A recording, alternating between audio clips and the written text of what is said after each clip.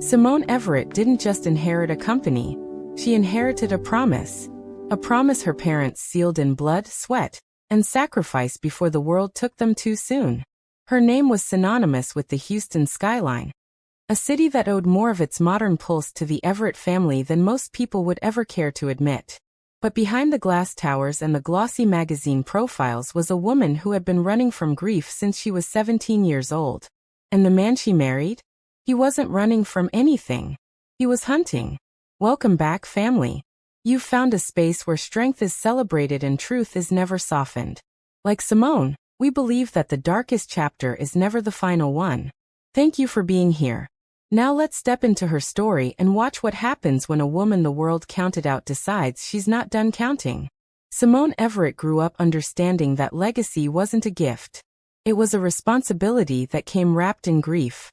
The Everett name had anchored Houston's commercial district for 2 generations, built from nothing by a father who believed in brick and mortar and a mother who believed in people. As a little girl, Simone sat at the edge of her father's leather chair in his downtown office, watching him read contracts the way other men read novels, with total absorption and quiet reverence. Her mother ran a charitable foundation that fed thousands every year, never once letting the family's wealth create a wall between them and the community that had helped them rise. They were her North Star, her blueprint, her reason for everything. The night they were taken from her was a Thursday. Simone was 17, staying late at school for debate practice when the call came. A multi-vehicle collision on the I-10 freeway. The kind of accident that makes the 6 o'clock news for one day and then disappears, except for the families it leaves behind. In the span of a single phone call, Simone went from a teenager with a bright, uncomplicated future to an orphan sitting alone in a hospital corridor, clutching a cup of cold coffee someone had pressed into her hands out of pity. She didn't cry at the funeral. She couldn't afford to. The board of directors were already circling, and the estate attorneys were already talking about trusteeship and managed transition, as if she weren't standing right there in the room. Simone looked at those men in their tailored suits and made herself a silent, iron promise. Nobody was touching what her parents built. She buried her grief in the work. While other girls her age were figuring out who they were, Simone was figuring out how to read a balance sheet and hold a room full of gray-haired executives accountable with nothing but her father's last name and a stare that could freeze fire. She didn't just manage the Everett portfolio. She weaponized it. By her mid-20s, she had restructured the family's real estate holdings into Everett Meridian, a conglomerate that stretched from commercial development to tech infrastructure. Business publications called her the steel orchid of the South.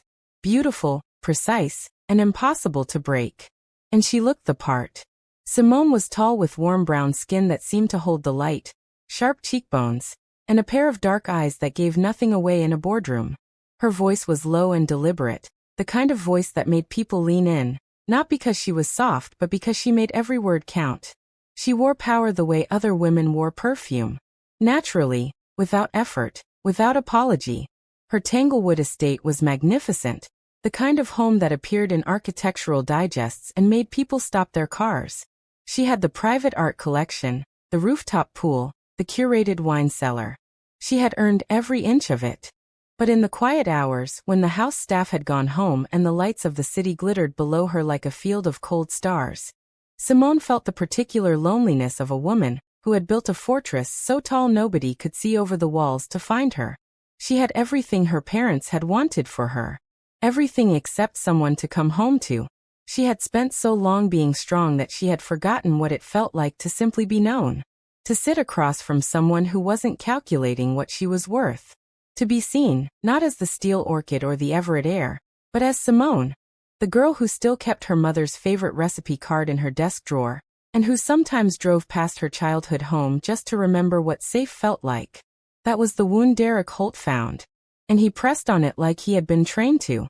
Derek came into her life at a climate investment summit, an event Simone attended every year because her father had cared deeply about environmental policy, and she honored that care.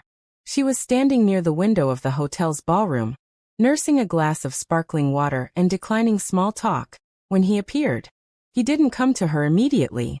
That was the first thing she noticed. He stood across the room, speaking with a nonprofit director, and when their eyes met he simply nodded.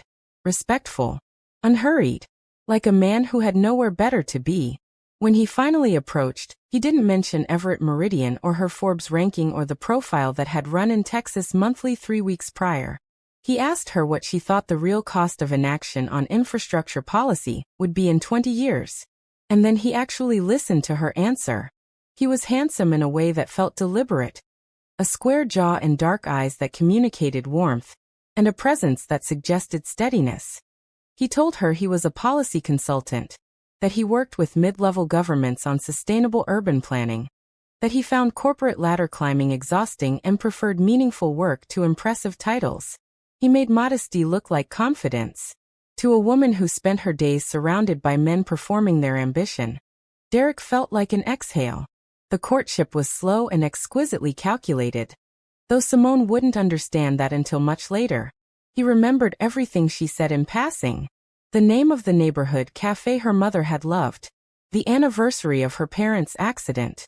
He showed up on that date, not with flowers which felt too easy, but with a single handwritten note that said he was thinking of her. She had stood in her kitchen holding that note for a long time, feeling something shift in the vault of her chest. He kept his own finances separate, always, insisting on paying for their modest dinners out with quiet dignity. He told her early on that he had no interest in her money, that he found the transactional nature of her world exhausting, and that what he wanted was simply her time, her mind, her laughter. No one had ever asked for just that before. Within 8 months, the walls came down. Simone introduced him to her personal attorney as her partner. She brought him to the Everett Family Charity Gala, and watched him charm her late mother's closest friends with what appeared to be genuine warmth. He became her sounding board, her safe space, the one person she could call at midnight when the weight of running a billion-dollar empire became too heavy. He gently suggested that her longtime legal team was too transactional to really protect her personal interests. He spoke about what they could build together, not just a marriage but a dynasty, a real family. The word landed in the hollow space of Simone's chest like a key finding its lock. The wedding was $3.5 million of masterful theater. They held it at the Everett family ranch outside of San Antonio, under a canopy of light strung between ancient oak trees. Simone wore a gown of ivory silk and Belgian lace, her mother's pearl earrings at her ears. Walking toward Derek beneath that canopy, her heart hammering with a joy she had almost convinced herself she didn't deserve. She felt the grief of 17 years begin to loosen its grip. He stood waiting for her with his eyes full of something that looked like awe. She believed it completely. When he took her hands and whispered that she had just given him the greatest honor of his life, she closed her eyes and let herself believe in the future for the first time since that Thursday phone call. They danced until midnight, and when they finally stood alone on the ranch house porch looking out at the Texas sky blanketed in stars, Simone rested her head against his shoulder and felt, for the first time in as long as she could remember, that she had come home. She didn't know that behind her, Derek's eyes were open, calculating, patient. The performance was complete. Now came the harvest. The accident happened on a Wednesday night in October, the kind of night where the Houston humidity had finally broken, and the air carried a premature hint of autumn. Simone was driving back from a late strategy session at Everett Meridian's downtown offices, her mind still locked onto the details of a landmark acquisition she had spent 6 months engineering. She had tried Derek twice on the way out. Both calls went unanswered. She assumed he was already asleep, warm and unbothered, waiting in the house she had built into a home specifically because of him. The overpass on the Katy Freeway had always felt exposed at night. Simone was in the left lane, the city lights smearing across her windshield, when a pickup truck ran a red at the interchange above, and came down on her driver's side with the full, indifferent force of someone who had not seen her coming. There was a fraction of a second where the world sharpened into terrible clarity, the shriek of tires, the approaching flood of white headlights, and then the impact swallowed everything. Her car spun twice before the guardrail stopped it. The sound it made was the kind that empties a street of bystanders before filling it with sirens. The paramedics who worked on her that night would say later that it was one of the worst scenes they had responded to all year. Simone's car was nearly unrecognizable. She was pulled from the wreckage with a fractured vertebra, severe internal bruising, and a head trauma that sent her into a deep, unresponsive coma before the ambulance doors were even closed. At Houston Methodist, the attending team worked through the night.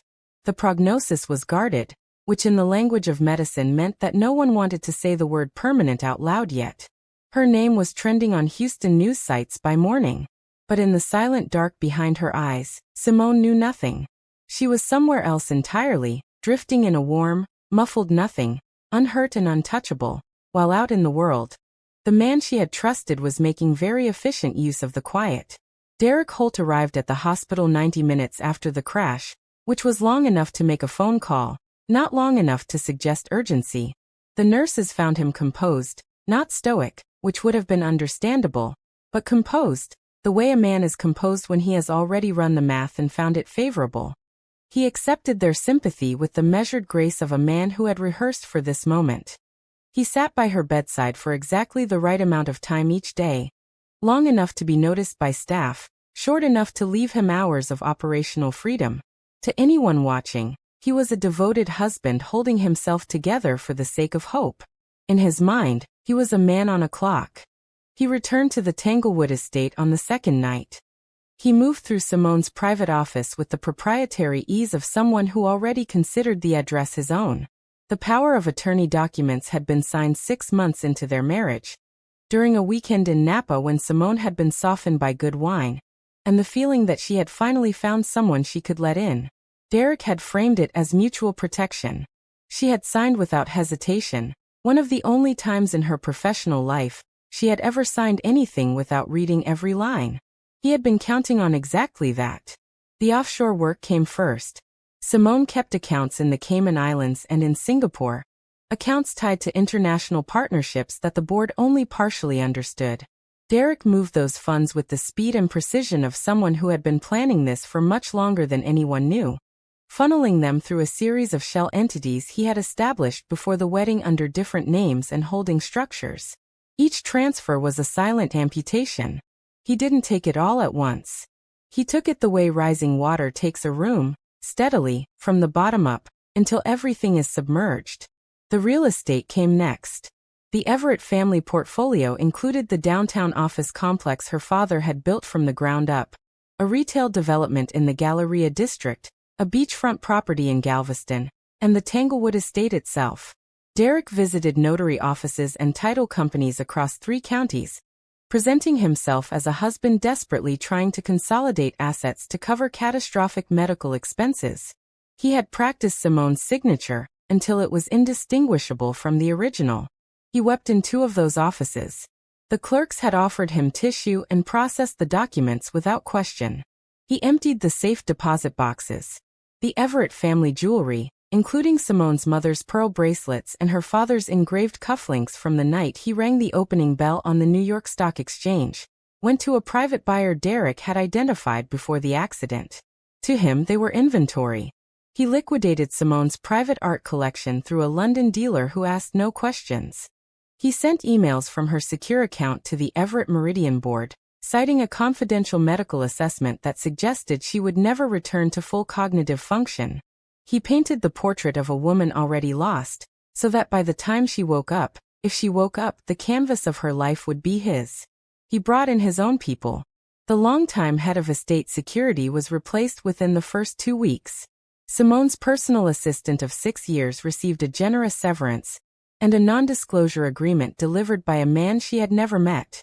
The new staff asked no questions because they were paid not to have any. By the 6th week of her coma, Everett Meridian was effectively under Derek's operational control. By the 7th, the paper transformation was nearly complete. On one set of documents, Simone Everett was a woman of diminished capacity, with virtually no assets. On another, Derek Holt was one of the wealthiest private citizens in the state of Texas. He visited her twice a week, standing at the foot of her hospital bed with his hands in his pockets, looking at her still face with the expression of a man inspecting a property he has already decided to flip. He had one document left to file. The divorce petition was ready. It cited irretrievable breakdown of the marriage on the grounds of permanent incapacitation, a legal maneuver that, paired with the power of attorney transfers, would ensure that when Simone woke up, she would find herself a stranger to her own name. He filed it on a Friday morning, then went to lunch. Coming back was like swimming upward through cold sand. Simone's return to consciousness was not dramatic. It was slow and disorienting and deeply physical. A series of sensations that arrived before she had words for them.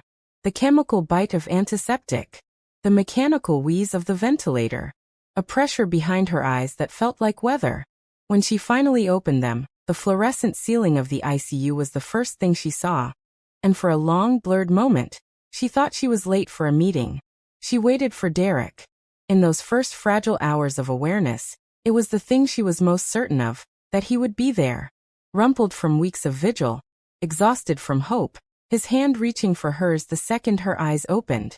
She looked at the chair beside her bed. It was empty. The room held no flowers, no evidence of a person who had been counting the minutes. There was only the indifferent beeping of monitors, and a nurse who patted her arm with brisk professional kindness. The neurologist came on the third day of her consciousness, and explained what had happened to her spine with the careful, measured tone of a man who had delivered this kind of news before. He used the words significant damage and uncertain prognosis and limited mobility in lower extremities. He showed her the scans. She tried to move her feet and nothing answered. She was a woman who had built a company with her hands, who had walked into rooms that tried to push her out and stood her ground. And now her body had become a country with a locked border. She absorbed it the way she had absorbed every devastating thing in her life, by going completely still inside. The document arrived on the 5th day. A man in a gray suit, the kind of man designed to be forgotten, walked into her room and called her name with the flat effect of someone checking a box. When she confirmed who she was, he placed a thick legal envelope on the blanket covering her useless legs, and left without making eye contact. Her hands shook as she opened it. Petition for dissolution of marriage. She read it 3 times because the first 2 times she was certain she had misread it. It wasn't just a divorce filing. It was a demolition order. Derek had cited her permanent incapacitation. He had used the power of attorney to transfer Everett Meridian's primary holdings into his sole ownership. The Tanglewood estate, the downtown complex, the investment accounts, the family trust that her father had built as a permanent inheritance structure, all of it bore Derek's name now. He had not come to tell her. He had not called. He had sent a man in a gray suit to hand a paralyzed woman the paperwork documenting her own erasure. She asked the nurse where her husband was. The nurse looked at the wall above Simone's head, and said she wasn't sure. A week later, they transferred her to a government-assisted transitional care facility on the east side of the city, a place that smelled of industrial cleaner, and felt like the waiting room of a life that had already ended. The room was small. The wheelchair they gave her was standard hospital issue, heavy and graceless, nothing like the life she had lived. She sat in it and looked at herself in the mirror above the bureau, and barely recognized the woman looking back. She had been the steel orchid. Now she was a woman in a borrowed chair with nothing to her name, but the clothes the social worker had brought in a plastic bag. She had been there 3 weeks when she decided to go outside. Not because she had anywhere to go, but because the walls had started to feel like a verdict. It was a Tuesday evening, the sky the deep purple-gray of a city about to rain, when she wheeled herself along the cracked sidewalk toward a corner pharmacy 4 blocks away. She needed to buy something herself. Anything. Something that still connected her to the idea of agency.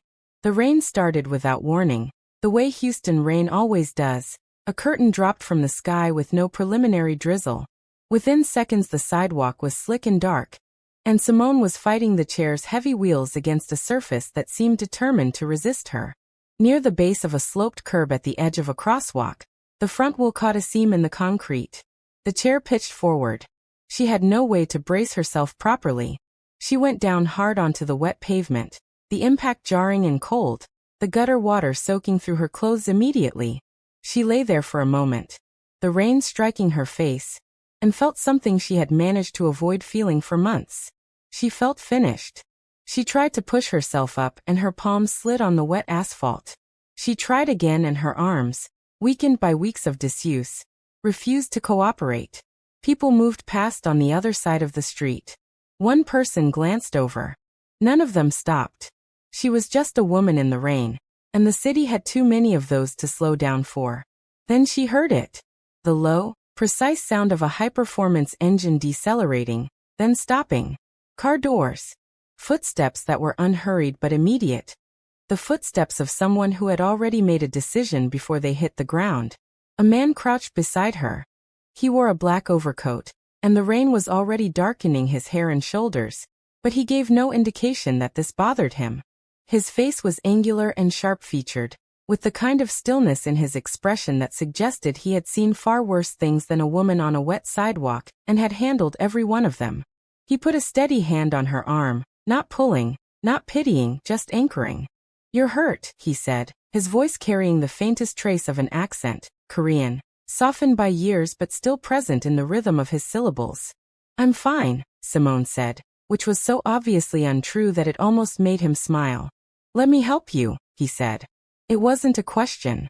He lifted her with a controlled, careful strength, getting her off the ground and holding her upright while one of his men, who had materialized from the vehicles behind them, righted the wheelchair. As the man settled her back into the chair, his eyes found her face, and something shifted in them. The precision softened. Something older moved behind his gaze. "Simone," he said quietly. Not a question either. She looked at him. Really looked. And through the rain and the fog of exhaustion and grief, something surfaced from a long-ago place. A memory attached to a university seminar room. A guest lecture on international economic policy that had drawn students from half the campus. She had been a first-year MBA student, 22 years old and already more focused than most of her professors. He had been there as an observer, 17, accompanying an uncle who had arranged the visit. He was young and out of place and clearly intelligent, sitting in the back row with a notepad and a furrow in his brow that said he was trying to understand something the lecture wasn't explaining well enough. After the session, when everyone filed out, Simone had stayed to reorganize her notes, and he had stayed too, hovering near the door with a question he seemed uncertain he had the right to ask. She had answered it. Then 3 more. She had walked him through the economic theory he was trying to grasp with the patience of someone who genuinely loved the subject, not because she had to, but because she recognized the look in his eyes, the look of a person who was hungry to understand the world and slightly afraid they never would. When he left, he had bowed slightly and said, with a formality that made him seem both older and younger at once, that she was the clearest thinker he had encountered in this country. She had laughed and told him to keep asking questions. That had been 15 years ago. The man standing before her now, with the black motorcade idling at the curb and the rain-soaked overcoat, and the stillness of someone accustomed to being the most dangerous person in any room, was Jae-won Han. The newspapers that mentioned him at all did so carefully. He ran legitimate businesses in shipping, logistics, and private security. He ran other things that the newspapers did not mention. His name moved through Houston's underworld the way a current moves through water, not visible on the surface but felt by everything below it. Jae-won, she said, the name surfacing from somewhere she hadn't visited in a long time. He nodded once. "I heard what happened to you," he said, and the way he said it made clear that his information was not the kind that came from news websites. She looked at him, this man she had spent 40 minutes with 15 years ago, who had apparently grown into someone the city feared in whispers, and felt something completely unexpected. Not fear. Not even surprise. Something closer to recognition. The universe, she thought dimly, had an unusual sense of symmetry. "I have nothing," she said, because she was too tired to dress it up. "He took everything." Jae-won looked at her for a long, quiet moment. Behind him, the rain kept falling. Around them, the city kept moving. He reached down and took hold of the handles of her wheelchair with a steady, deliberate grip. "Then we begin from nothing," he said. "I've started from worse." He brought her to his compound on the western edge of the city, a property that from the road looked like a private estate, but functioned as something considerably more layered. He installed her in a private suite with floor-to-ceiling windows and natural light, and a rehabilitation setup that was, she would discover, more advanced than anything the transitional care facility could have offered in a decade. His personal physician assessed her spine within the first 48 hours and began a targeted recovery protocol that the government facility had neither the resources nor the staff to provide. Simone did not argue with any of it. She was too busy beginning to plan. Because that was the thing about Simone Everett. Grief could knock her flat. Betrayal could steal her breath. But her mind never stopped.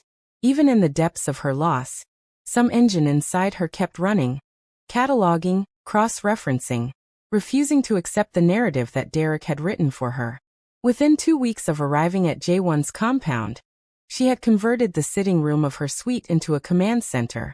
J1's people were formidably resourceful. They recovered digital records that Derek had believed erased, financial footprints from transfers made in the dead of night, metadata on emails sent from her account by someone using her credentials from a location that was decidedly not a hospital waiting room. Simone went through every document with the focus of a surgeon and the fury of someone who had been operated on without consent. It was during a late session, the city dark outside and the lamplight turning the papers gold, that she found what she was looking for.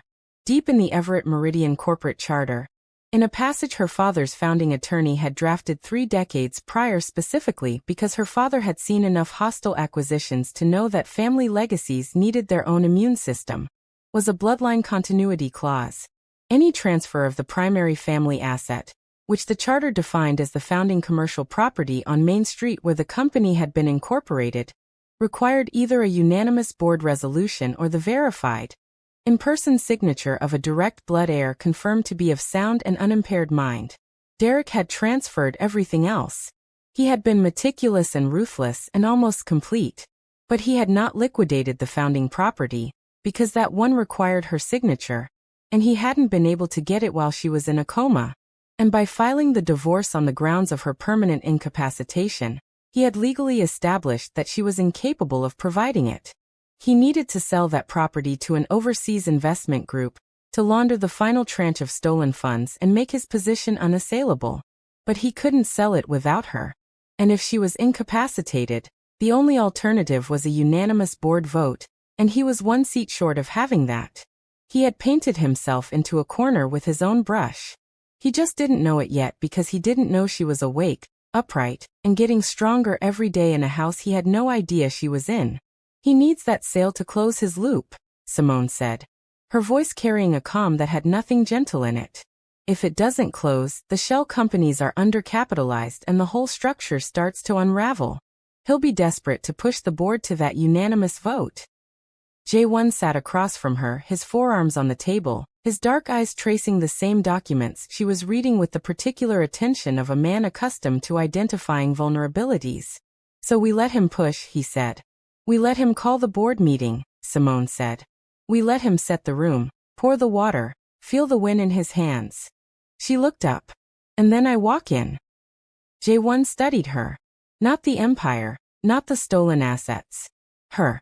You said walk, he noted. I said walk, she confirmed. He didn't comment on how far she still had to go in her recovery, or whether the timeline was realistic, or any of the practical objections that were objectively reasonable. He simply looked at her with a respect that was entirely uncomplicated and said, Then we have work to do.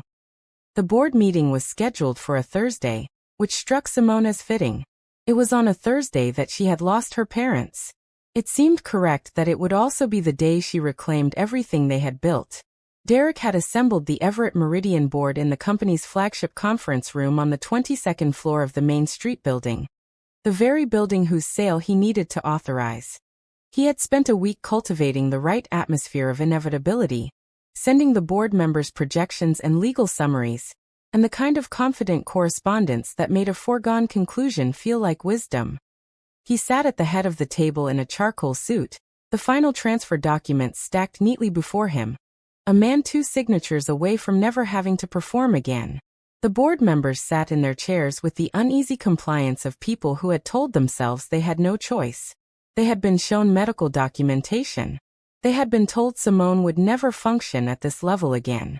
They had rationalized it as making the best of a tragedy. That is what men in boardrooms do when they are afraid of the alternative. I appreciate everyone being here, Derek said, uncapping a pen with a practiced ease. This transition has been difficult for all of us, and I know Simone would want the company protected. Let's get these signed and begin the next chapter. He had barely lowered the pen toward the paper when the conference room door opened. He didn't look up right away. He said, without inflection, that he had asked not to be interrupted. The voice that answered him came from a direction and carried a weight that made several board members straighten involuntarily. I think, Derek, it said, that this particular interruption has been a long time coming. Derek looked up. Jae-won Han stood in the doorway with the absolute stillness of someone who had already calculated every exit in the room and found them all irrelevant. His dark suit was immaculate. His expression was the expression of a man who feels no need to perform threat, because the threat is simply a fact of his presence. He stepped aside without urgency, and the room saw who was standing behind him. Simone Everett walked into the conference room on her own 2 feet. She used a slim cane, dark wood with a silver handle, and she moved with a deliberateness that was not the deliberateness of weakness, but of someone who had chosen every step consciously. She wore a deep burgundy blazer and wide-legged trousers, her mother's pearl earrings, her hair pinned back with the severity of someone dressed for a verdict rather than a meeting. Her face was composed into something that had no name in the language of the boardroom. It was beyond composure, beyond authority. It was the expression of a woman who had been to the bottom of a very deep place and had climbed back up specifically for this moment. Derek's pen fell from his hand and struck the table with a sound that seemed enormously loud. Simone, he said. His voice had lost its shape completely. Hello, Derek. She walked to the head of the table, not the chair he had occupied, but the one at the opposite end, her father's end, the seat where the company had been directed since the day it was founded. She did not look at him with hatred. She looked at him with something far more devastating. Recognition. The clear-eyed, final recognition of someone who now understood exactly what had been done to her, and by whom, and was entirely unmoved by his surprise.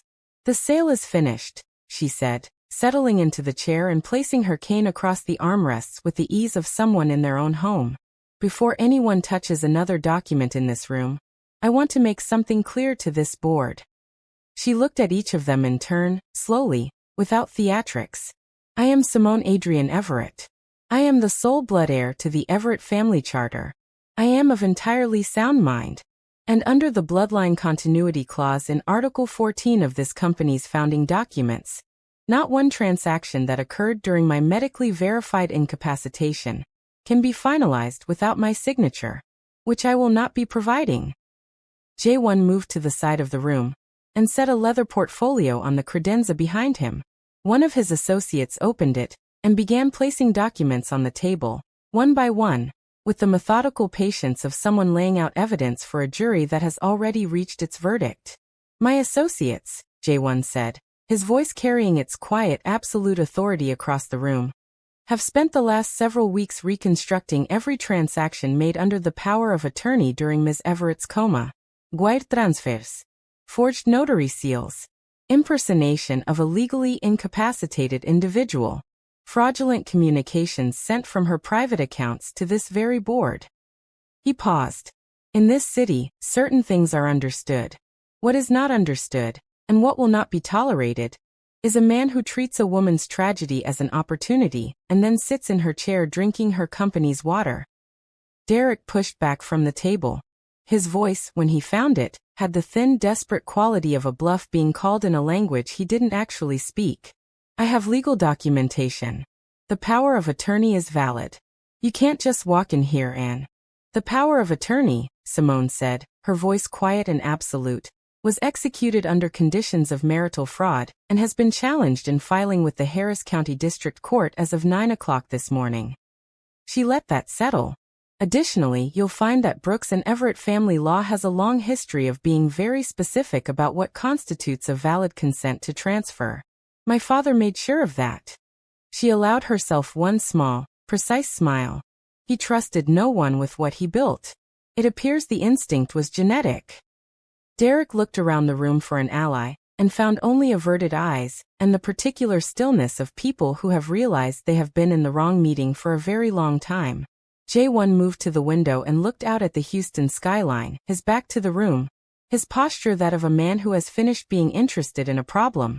The authorities, he said conversationally, are in the lobby. They have been briefed. He glanced back over his shoulder at Derek with an expression of profound indifference. Simone believes in the legal process. I respect that. I want you to understand, however, that her faith in the system is the only reason your exit from this building will be through the front door. When the handcuffs went on, Derek Holt said nothing. He had no words left that fit the situation. He was walked out of the conference room and into an elevator, and through a lobby where the building's security, J1's people, held the doors with efficient courtesy. Simone did not watch him go. She had already turned to face her board. "Gentlemen," she said, "we have work to do. And I'd like to begin with a conversation about accountability, starting with this table." The weeks that followed were not easy, because real repair never is. Everett Meridian had to be rebuilt from its internal structures outward. The way a house is rebuilt after water damage, carefully, from the foundation up.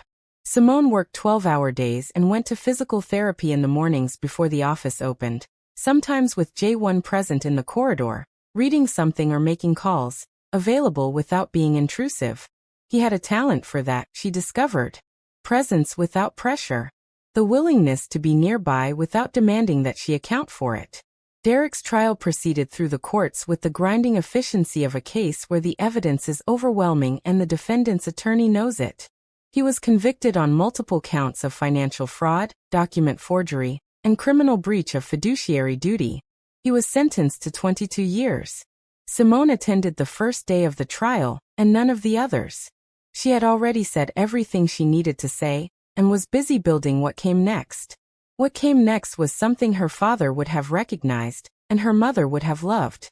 Simone used the first recovered tranche of assets to fund a transitional housing initiative for women in medical crisis. Women who had fallen through exactly the kind of gap she had fallen through, and who deserved better than a room with peeling wallpaper and a borrowed wheelchair. She named the initiative after her mother. She staffed it with people who understood that dignity is not a luxury. And at her side, with the quiet steadiness of someone who had chosen to be there not out of debt or obligation, but out of something that had no corporate name and didn't need one, was J1. They didn't perform their relationship for anyone. It existed in the private spaces, the late-night debriefs that turned into conversations about everything. The dinners where they ate takeout on the floor of her rebuilt estate office because the furniture hadn't arrived yet, and neither of them minded. He told her once, when she asked him why he had stopped everything to help a woman he had met for 40 minutes 15 years ago, that she had been the first person in this country who had spoken to him as though he already knew what he was talking about, that it had mattered more than he had told anyone, that he had never entirely forgotten it. She told him that she was glad the universe had arranged for him to drive down that particular street on that particular rainy Tuesday. He said that it had not been entirely the universe. He had been looking for her since the day the news of her accident had reached him. She looked at him for a long moment after he said that. And then she let herself believe it, fully, without armor, the way she had always been afraid to believe anything. By the time the following spring arrived, Simone Everett walked through the lobby of the Everett Meridian building without a cane. She had stood under a morning that smelled like jasmine and rain-washed concrete, and felt the ground solid beneath her feet, and thought about her father reading contracts and her mother feeding strangers, and the Thursday that had taken them both, and every Thursday since that she had spent turning grief into motion. She had trusted the wrong man, and it had cost her almost everything. But almost is the most important word in that sentence. Because she was still here, still building, still standing on the ground her parents had broken before her, with her name on the deed and the deed finally clean. She was Simone Everett, the steel orchid of the South, and nobody had managed to uproot her yet. If you believe that every woman who gets knocked down deserves someone in her corner when she gets back up, hit that subscribe button right now and turn on every notification. Stories like Simone's don't go viral on their own. They go viral because people like you refuse to let them stay quiet. A diamond doesn't become a diamond by having an easy life. It becomes one because it survived the pressure. Stay with us. Stay strong. We love every single one of you.